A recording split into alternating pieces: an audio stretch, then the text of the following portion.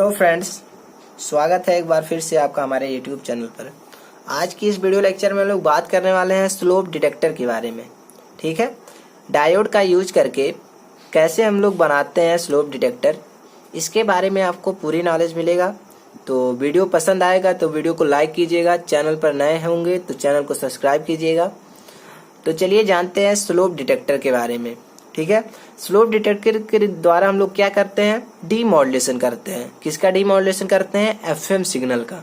जो frequency modulated signal होता है उसको ओरिजिनल फॉर्म में हम लोग कन्वर्ट करते हैं। ठीक है, तो इसको बोलते हैं डीमॉड्यूलेशन ऑफ एफएम।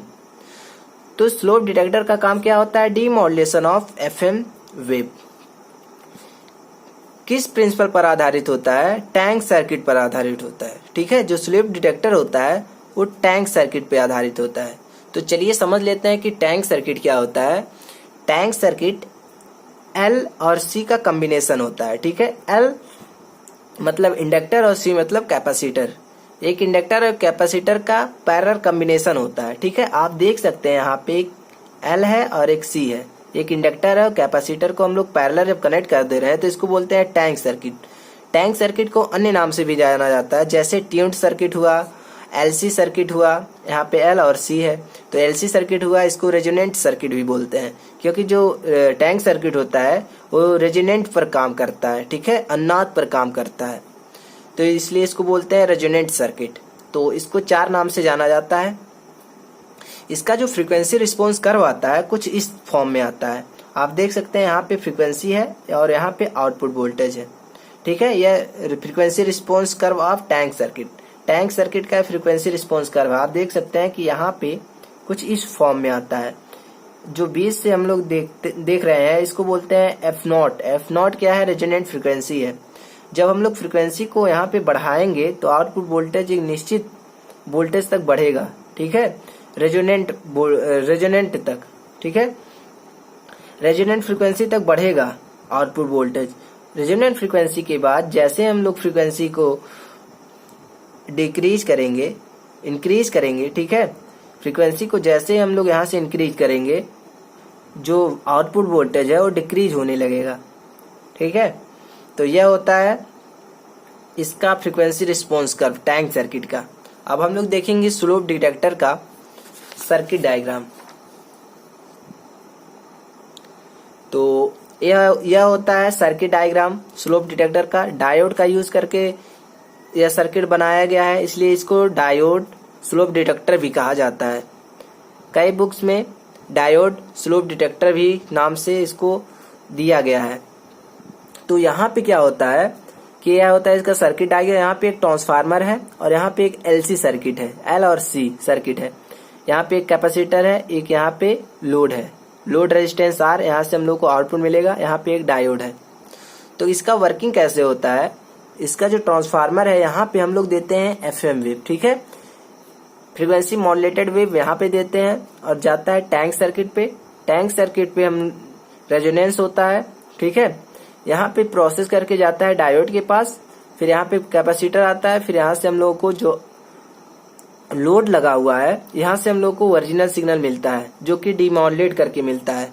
ठीक है, जो सिग्नल हम लोग ट्रांसमीटर से ट्रांसमिट किए होते हैं, ठीक है, उसको फिर डीमॉड्यूलेट करके, ठीक है, जब फ्रीक्वेंसी मॉड्यूलेटेड सिग्नल हम लोग को मिलता है तो इसको डीमॉड्यूलेट करके इसको ओरिजिनल सिग्नल में हम लोग को यहाँ से मिल जाता है। ठीक है, तो यह होता है इसका वर्किंग। इसका जो फ्रीक्वेंसी रिस्पॉन्स करवाता है स्लोप डिटेक्टर का कुछ इस फॉर्म में आता है। आप देख सकते हैं कि इस एक्सिस पे फ्रीक्वेंसी है, यहाँ पे आउटपुट वोल्टेज है। ए वाला जो वक्र दिखाई दे रहा है ये तो टैंक सर्किट का है और यह जो वक्र दिखाई दे रहा है ये ओरिजिनल सिग्नल है। ठीक है, जो मॉड्यूलेटिंग सिग्नल है वो ये वाला है। तो यहाँ पे क्या होता है, जो बीच वाला दिखाई दे रहा है एफओ रेजोनेंट फ्रीक्वेंसी है। ठीक है, और जो यहाँ पे दिखाई दे रहा है पॉइंट ए, ठीक है, यहाँ पे नीचे जो आ रहा है एफसी है, कैरियर फ्रीक्वेंसी। कैरियर फ्रीक्वेंसी का जो बी के बाद वाला जो पॉइंट है वह है F C plus del F. Del F क्या है? Frequency deviation. ठीक है, और जो एफसी के पहले है वो एफसी माइनस डेल एफ है। ठीक है, तो यहाँ से जो कैरियर फ्रीक्वेंसी होगा वहां से एक सिग्नल आएगा, ठीक है, और F C plus del F यहाँ तक जाएगा, ठीक है, यहाँ तक, फिर नीचे आएगा एफ सी तक, फिर नीचे आएगा कहाँ तक, यहाँ तक, F C minus del F तक आएगा, फिर कहाँ जाएगा, यहाँ तक, एफ सी तक। तो इस तरह से हम लोग को मॉड्यूलेटिंग सिग्नल या मैसेज सिग्नल या ओरिजिनल सिग्नल हम लोग को मिल जाता है। तो यहाँ से जो हम लोग दिए थे एफएम सिग्नल जो दिए थे, यहाँ पे हम लोग का ओरिजिनल सिग्नल यही मिल जाता है, ठीक है। तो यह होता है इसका फ्रीक्वेंसी रिस्पॉन्स कर्व। अब हम लोग देखने वाले हैं स्लोप डिटेक्टर का कुछ डिमेरिट होता है, इसके बारे में हम लोग देखेंगे, ठीक है। स्लोप डिटेक्टर का डिसएडवांटेज। तो जो स्लोप डिटेक्टर होता है उसमें टैंक सर्किट यूज होता है, ठीक है। तो टैंक सर्किट की जो फ्रीक्वेंसी रिस्पॉन्स होती है पूर्णतः लीनियर नहीं होती है। जो हम लोग एलसी सर्किट, जो टैंक सर्किट हम लोग यूज करते हैं, उसकी जो फ्रीक्वेंसी रिस्पॉन्स होती है वो पूर्णतः लीनियर नहीं होती है, ठीक है। कुछ लीनियरिटी होती है लेकिन ज्यादा नहीं होती है, क्योंकि यहाँ पे हम लोग देख सकते हैं जिसका फ्रीक्वेंसी रिस्पॉन्स कर्व आता है एलसी सर्किट का, कुछ हद तक लीनियर आता है लेकिन इसके बाद से फिर नॉन लीनियर हो जाता है, ठीक है। तो जिससे आउटपुट में डिस्टॉर्शन आ जाता है।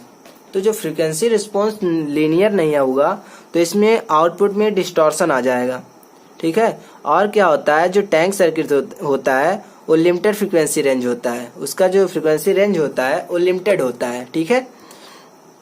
और दूसरा डिसएडवांटेज है कि जो स्लोप डिटेक्टर हम लोग यूज करते हैं, जो ट्रांसफार्मर, उसका जो प्राइमरी और सेकेंडरी वाइंडिंग होता है उसको एडजस्ट करना कॉम्प्लेक्स होता है, जटिल होता है।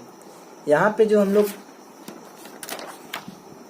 ट्रांसफार्मर यूज किए हैं यह इसका प्राइमरी और इसका सेकेंडरी कॉइल, ठीक है, इनको हम लोग एडजस्ट नहीं कर सकते हैं, इसको एडजस्ट करना कठिन होता है, ठीक है। तो यह हो गया इसका डिसएडवांटेज। तो यही है कि स्लोप डिटेक्टर में जो प्रयुक्त होता है ट्रांसफार्मर, उसका प्राइमरी और सेकेंडरी वाइंडिंग को एडजस्ट करना कॉम्प्लेक्स होता है। यह हो गया इसका डिमेरिट।